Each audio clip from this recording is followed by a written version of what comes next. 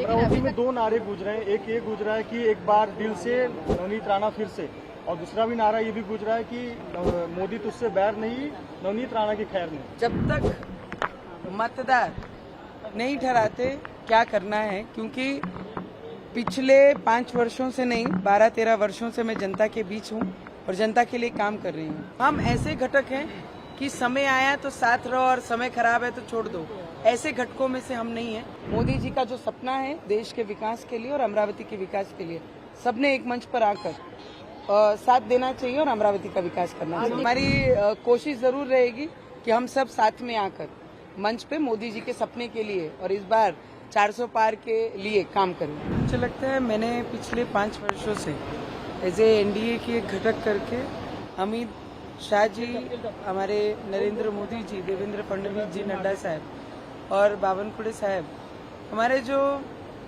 नेता जिनको बोला है उनके ही विचारों पे मैं पिछले 12-13 वर्षों से काम कर रही हूँ। और जिनको नेता माना और उनके आगे मुझे नहीं लगता है कार्यकर्ता कोई जाता है। और नेताओं ने कल फैसला करके मेरी उम्मीदवारी अमरावती से जाहिर की, तो उनके लिए उनका दिल से मैंने धन्यवाद किया। क्योंकि अमरावती करों की आंखों में मैंने बहुत दिनों से, बहुत समय से देख रही हूँ कि उनकी इच्छा है, क्योंकि जब से लोकसभा शुरू हुई है तब से आज तक कभी भी कमल अमरावती जिले में बैलेट पे नहीं आया है। तो उनकी इच्छा हमेशा से थी कि देश के साथ जब देश की एक उम्मीद चलती है तो अमरावती में भी वही सिंबल आए। मुझे लगता है अमरावती करों की तरफ से मैंने मोदी जी का कल बहुत बहुत धन्यवाद किया।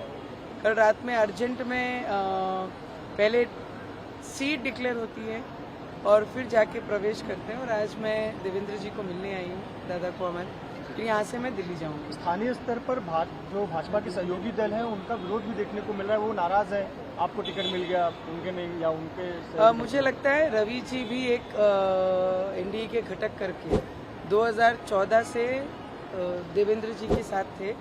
ऑपोजिशन में जब आई सरकार तब भी रवि जी देवेंद्र फडणवीस जी के साथ थे। तो हम ऐसे घटक हैं कि समय आया तो साथ रहो और समय खराब है तो छोड़ दो, ऐसे घटकों में से हम नहीं है।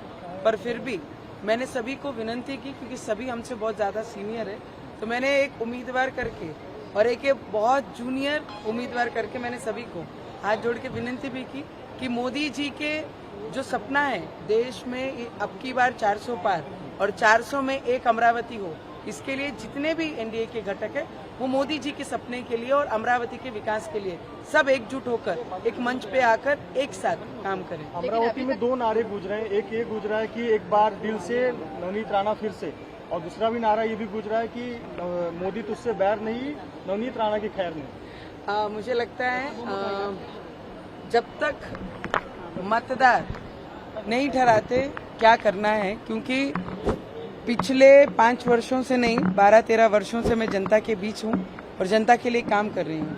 तो मुझे लगता है एक बहू के नाते भी और उस क्षेत्र में कंटिन्यू लोगों के बीच लोगों की सेवा करते हुए लोगों ने खुद मुझे आशीर्वाद दिया। जब 2019 में एक सुनामी चल रही थी उसके बीच मुझे आशीर्वाद दिया गया अमरावती में, और आज एक सिंबल के साथ अमरावती में उतरूंगी। तो मुझे लगता है ये अमरावती करों की ही इच्छा थी जो मेरे रूप में अमरावती में आई है। तो मेरी जनता मुझे बहुत सारा प्यार और बहुत सारा आशीर्वाद मेरे साथ रखेगी। और बच्चू कडू से बात हुई है क्या उन्होंने कुछ आपसे बात की है? मैंने आपको सीधे स्पष्ट शब्दों में कहा है, बहुत सीनियर है मुझसे, जितने भी एनडीए के गठ और जो भी नेता हैं, कि सभी ने एक होकर मोदी जी का जो सपना है देश के विकास के लिए और अमरावती के विकास के लिए, सबने एक मंच पर आकर साथ देना चाहिए और अमरावती का विकास करना चाहिए। मराठी में कोई बात नहीं हुई है क्या? उनकी जो भावना है उनसे आप जैसे सुने हैं वैसे ही मैं भी सुन रही हूँ मीडिया के माध्यम से। पर हमारी कोशिश जरूर रहेगी कि हम सब साथ में आकर मंच पे मोदी जी के सपने के लिए और इस बार 400 पार के लिए काम करें। तो एनडीए के उम्मीदवार के लिए बहुत मुश्किल होने वाला है, टफ होने वाला है। आप उधर रहेंगे, कितना कॉन्फिडेंस है, कितना वोटों से जीतेंगे? वोट तो मेरे मतदार ठहराएंगे। मैंने काम किया है, मैं काम लेके मेरे लोगों के बीच में जाऊंगी और एक बहू के नाते भी और कंटिन्यू क्षेत्र में लोगों की सेवा की है मैंने, तो लोगों का आशीर्वाद और प्रेम मेरे साथ हमेशा रहेगा, इतना मुझे कॉन्फिडेंस है। एक मामला आपका कास्ट सर्टिफिकेट का कोर्ट में लंबित है और हो सकता है सुप्रीम कोर्ट में फैसला भी आए, क्या वो सेटबैक हो सकता है आपके लिए? उसके लिए आप तैयार हैं? क्या कुछ होगा? देखिए, नारी के साथ संघर्ष है, ये हमने जन्म से पहले ही हम संघर्ष लेके आते हैं और वो संघर्ष में करते करते 12-13 वर्ष इस क्षेत्र में मैंने पूरा किया है और आगे भी संघर्ष की हमेशा तैयारी रखती हूँ। आखिरी सांस तक नारी को संघर्ष रहता है और संघर्ष हमेशा के लिए तैयार रहती हूँ और उसको सामना करते रहती हूँ। गरजा हिंदुस्तान चॅनलला सबस्क्राईब करा आणि ताज्या घडामोडी जाणून घेण्यासाठी बेल आयकॉनवर प्रेस करा.